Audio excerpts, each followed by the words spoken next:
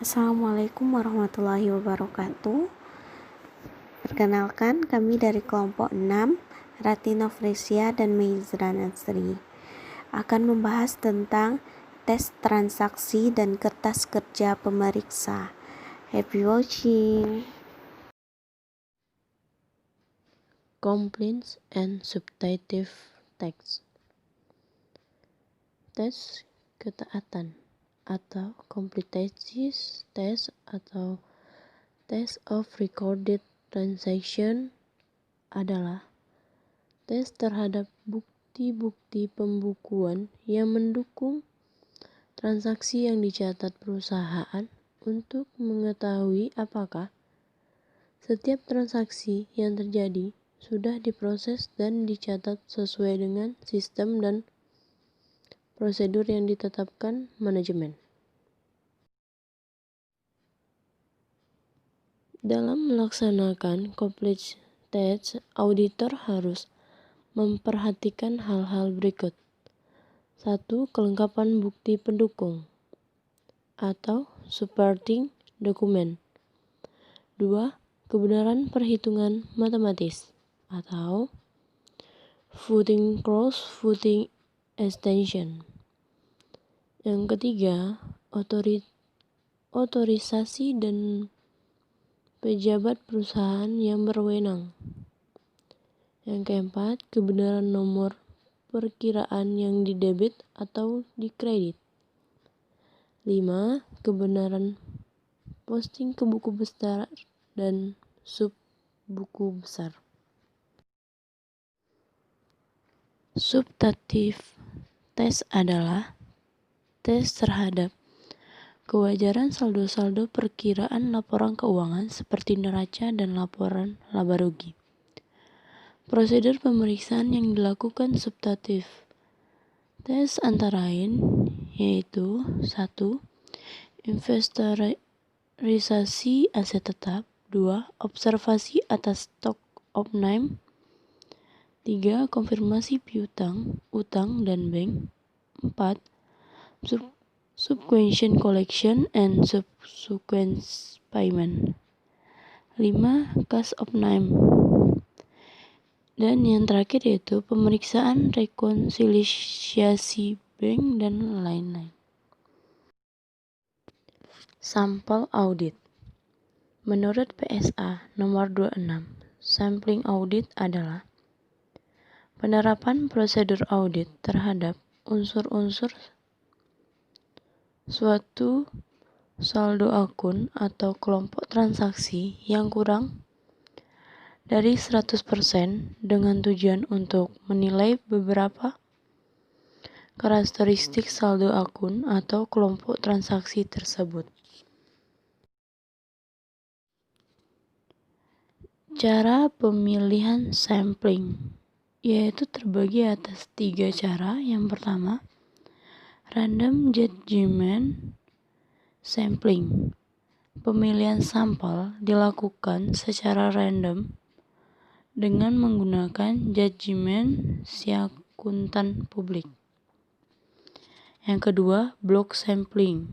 Dalam hal ini, auditor memilih transaksi di bulan-bulan tertentu sebagai sampel, misalnya bulan Januari, Juni, dan Desember. Yang ketiga yaitu statistical sampling. Pemilihan sampel dilakukan secara ilmiah, sehingga walaupun lebih sulit, namun sampel yang terpilih betul-betul representatif. Pengertian dan tujuan kertas kerja pemeriksa. Kertas kerja pemeriksa adalah semua berkas-berkas yang dikumpulkan oleh auditor dalam menjalankan pemeriksaan yang berasal 1. dari pihak klien, 2. dari analisis yang dibuat oleh auditor, 3. dari pihak ketiga. Tujuan KKP terbagi atas 5, yaitu sebagai berikut. Yang pertama, mendukung opini auditor mengenal kewajaran laporan keuangan. Yang kedua, sebagai bukti bahwa auditor telah melaksanakan pemeriksaan sesuai dengan standar profesional akuntan publik. Yang ketiga, sebagai referensi dalam hal ada pertanyaan, yaitu dari pihak pajak, pihak bank, pihak klien. Jika kertas kerja pemeriksaan lengkap, pertanyaan apapun yang diajukan pihak-pihak tersebut yang berkaitan dengan laporan audit bisa dijawab dengan mudah oleh auditor dengan menggunakan kertas kerja pemeriksaan sebagai referensi. Yang keempat, yaitu sebagai salah satu dasar penilaian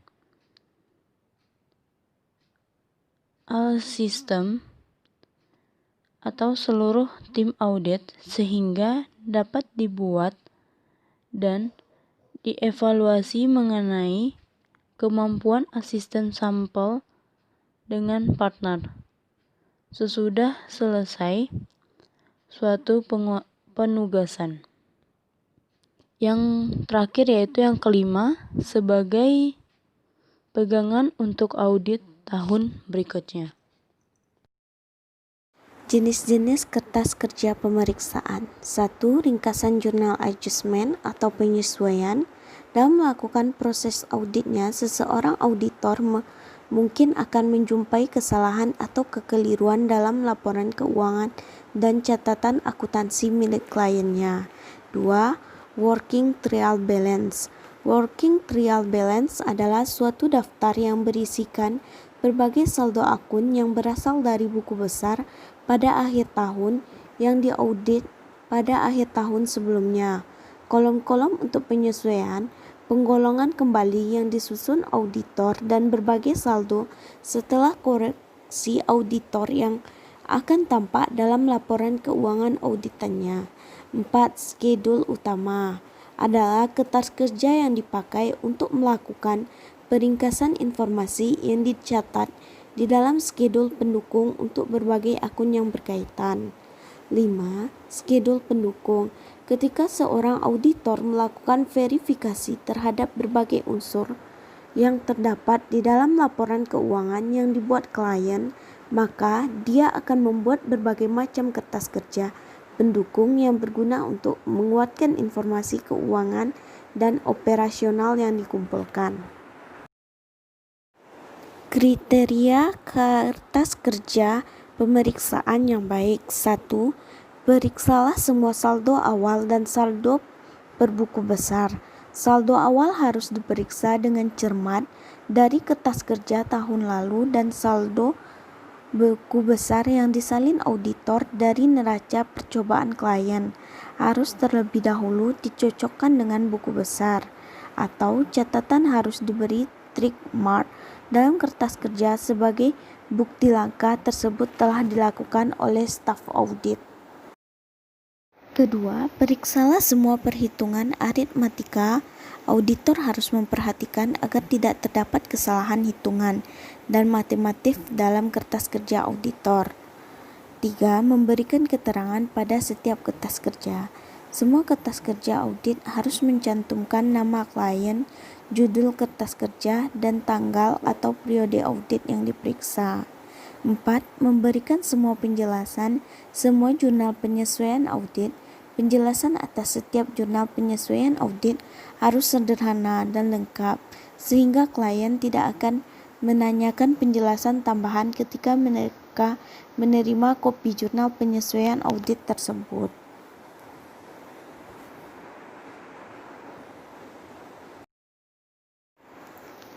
Selanjutnya, pemilikan dan penyimpanan kertas kerja pemeriksa. A. Kertas kerja pemeriksa adalah milik akuntan publik. Faktor auditor sebagai pemilik kertas kerja pemeriksa terkait pada batas-batas moral yang dibuat untuk mencegah kebocoran-kebocoran yang tidak semestinya mengenai kerahasiaan. B. Walaupun sebagian kertas akuntan publik dapat digunakan sebagai sumber referensi bagi kliennya. C. Bila ada pihak lain yang ingin meminjam atau mereview kertas kerja pemeriksa, baru bisa diberikan atas persetujuan tertulis dari klien. D. Akuntan publik harus mengambil langkah-langkah yang tepat untuk keamanan kertas kerja pemeriksa. Berikut adalah contoh latihan merancang KKP atau WBS dan WIS atau Let's Schedule. Sekian dari presentasi kami. Assalamualaikum warahmatullahi wabarakatuh.